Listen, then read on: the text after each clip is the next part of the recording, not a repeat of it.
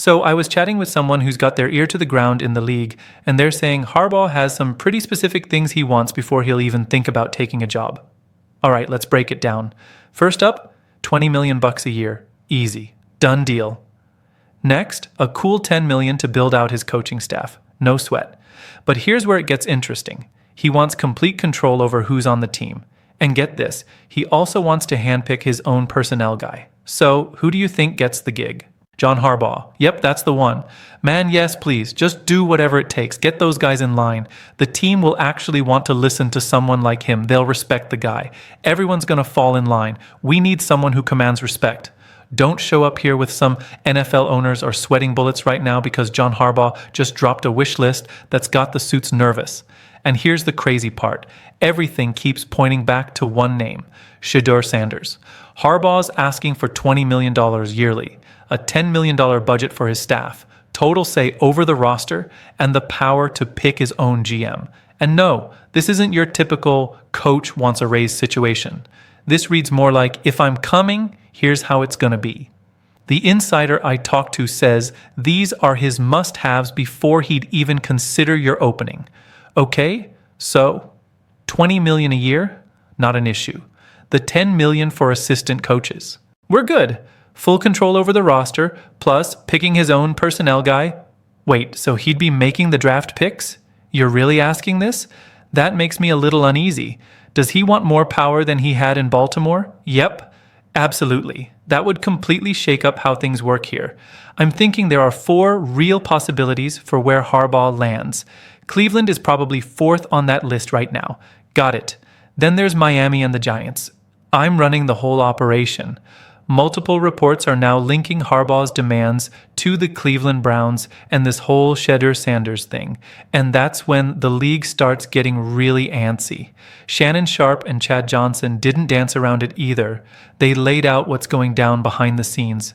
And once you hear why Harbaugh's asking for all this, it stops looking like he's being greedy and starts looking like smart strategy. This isn't just about money. This is a Super Bowl winning coach who thinks he's finally found the quarterback situation he's been waiting for. Here's what you can't ignore. When a championship coach puts out a list this detailed, this bold, this aggressive, he's not guessing. He's sending a clear message. Basically, if you want me, this is what it costs. And if you can't make it happen, don't bother calling. That's not being cocky. That's having leverage. Sharpe and Johnson talked about it on Nightcap, and they said the info came through ESPN's Cleveland insider, Tony Grossi. That's not just some random person on the internet running their mouth. If Grossi's name is attached, people inside that building are definitely talking. So let's go through Harbaugh's demands again, because the numbers speak volumes. $20 million per year puts him in elite company, basically the same tier as Andy Reid. And Shannon made the obvious point. Reid's earned that level with multiple Super Bowl appearances and rings. Harbaugh's last Super Bowl win was back in the 2013 season. Yeah, that was a while ago, but he clearly thinks the market is desperate for a proven leader right now. Then there's that $10 million staff budget, and fans hear that and think that's insane. But it's actually not when you really think about it. Want a legit offensive coordinator? That's going to run you over $1 million. Easy. Same goes for a top defensive coordinator, maybe even more depending on who you're after. Listen, John Harbaugh's not coming to Cleveland, guys. But having said that, I do think there's value in at least reaching out for an interview. Probably not for the reasons you'd expect, though. Someone who knows their stuff needs to give the Browns some honest feedback. And if you can get someone who's won a Super Bowl, coached for nearly 20 years in this league, won 300 games to come in and tell you what you're doing right and what you're screwing up, that's a win.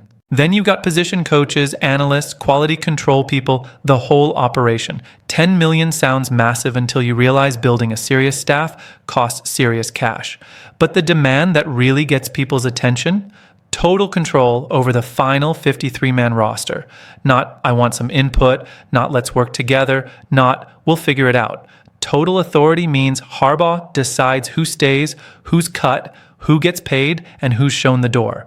No fighting with the front office, no owner meddling, no behind-the-scenes power games, just one person making the final calls, and then comes the nuclear option.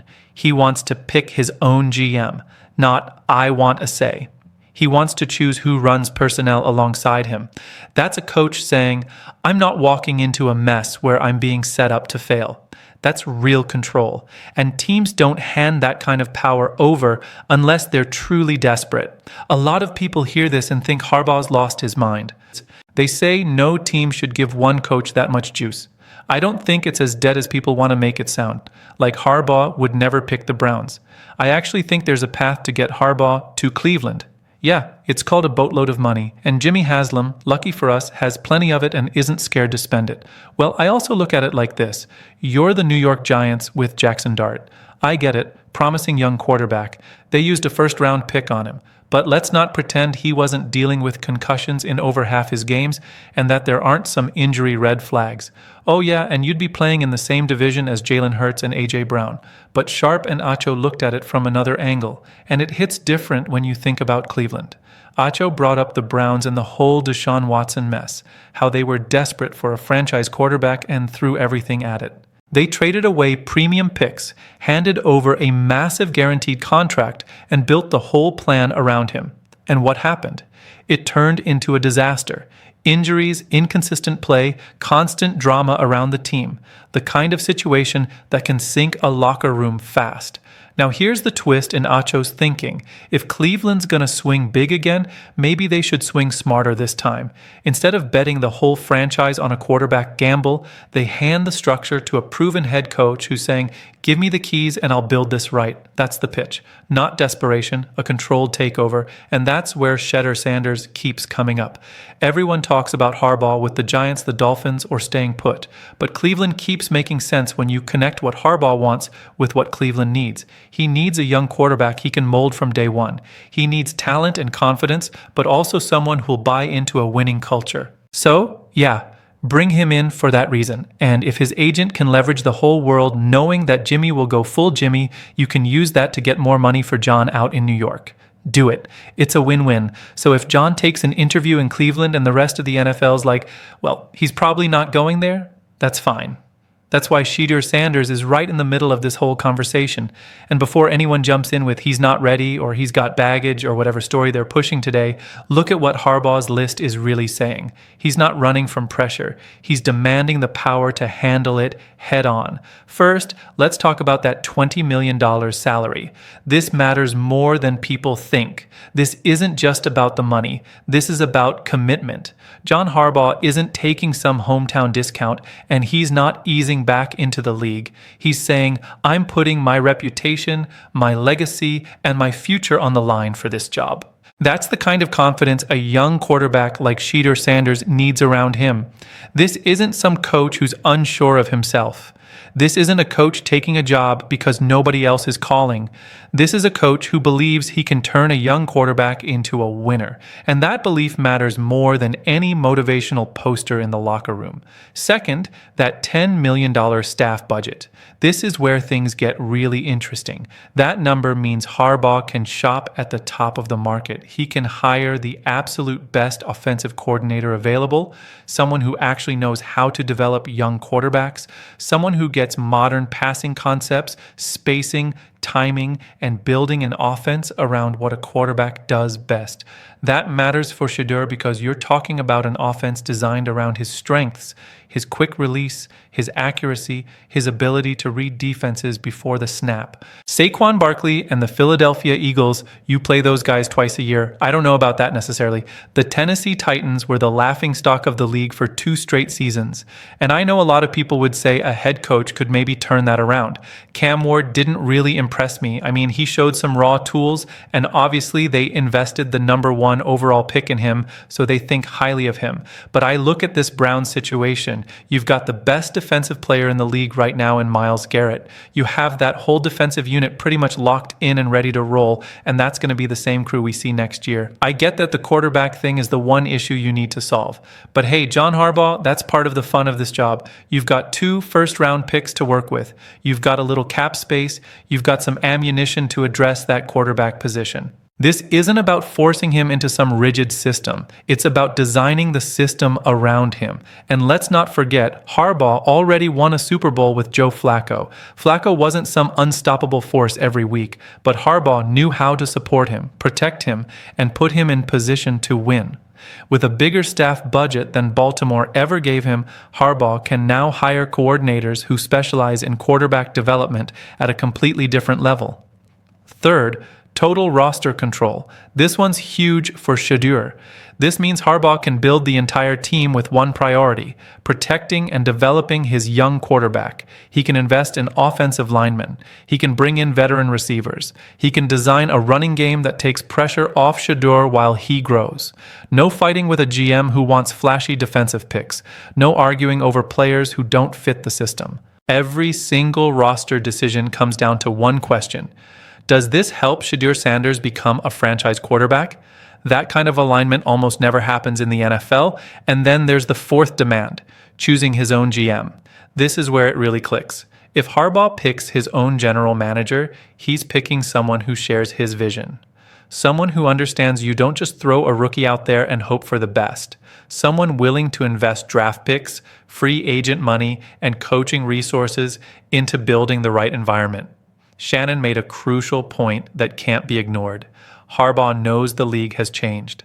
You're not winning championships the old way anymore, catching lightning in a bottle for 4 games with a hot quarterback and leaning on defense. That era's over. You need that guy now. Harbaugh gets it. You can't survive with game managers anymore. You need a quarterback who can go toe-to-toe with the best in January. So when Harbaugh looks at Cleveland and sees Shedeur Sanders, he sees opportunity. Y'all keeping your GM though, right? Yes, I think we're keeping Andrew Berry. Hopefully they get along. No, they ain't gonna get along. I refuse to allow it. I heard through the grapevine, allegedly, I allegedly heard that Andrew Berry said that Harbaugh, no, he does. He loves John. Hey John, go over there with your brother. Come on to the land. Don't go over there. He don't like you.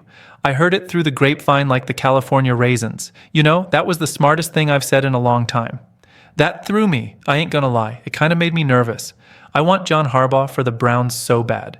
You want him to go against us? That's why you ain't got a t-shirt and hat. I'm gonna go get me a hat and t-shirt. Why would you put that out there, man? They just fired Hugh Ball, man. Yo, that just kind of made me mad. I'm like kind of down. He sees a young quarterback with first-round talent who slipped because of perception, not ability. He sees someone battle-tested at Colorado, comfortable with pressure, cameras, and expectations. And most importantly, he sees a quarterback who hasn't been messed up by bad coaching yet. Shedeur has only played a handful of NFL games. He's still moldable, still growing, still clean from years of bad habits. That's the dream setup for a coach like Harbaugh. Talent, control, resources, and time. People keep bringing up the Giants like it's obviously a better situation. Sure, they've got pieces, cap space, and draft capital, but here's what they don't have. Cleveland's level of desperation. And desperation matters in this league. The Giants don't have an owner who just learned the hardest lesson possible about cutting corners and taking shortcuts. Cleveland does. Jimmy Haslam spent years interfering, meddling, firing coaches after a season or two, and making the building toxic. Elite coaches avoided Cleveland for good reason, but the Deshaun Watson situation changed everything. It humbled him. It proved his way didn't work. So when John Harbaugh walks in with a list of demands that would have been laughed out of the building 5 years ago, this time it hits different. Haslam looks at it and says, why not? Because clearly what they've been doing hasn't worked. Sometimes the hardest thing for an owner to do is step back, and Cleveland finally looks ready to do exactly that. Here's the irony nobody wants to admit. I echo the same feeling. Harbaugh is my guy. I don't care what you have to give up to get John Harbaugh. Do it. We're not in a position where we can say, well, I don't know if I want to. Why not? What are we talking about? Well, you know, John Harbaugh wants $20 million, he wants $10 million for his assistant coaching budget, and he wants roster approval. He wants everything with the roster to go through him. So what? What have you seen from us the last 2 years? Besides Kevin Stefanski in the beginning, all our coaches have sucked. Buddy Davis had a little run where he was decent, but that's it. They've all sucked. We don't have a track record where we can go, well, we don't want to give you that, sir. We'll go somewhere else. No. If that's what he wants, you give it to John Harbaugh. We'll figure out the rest.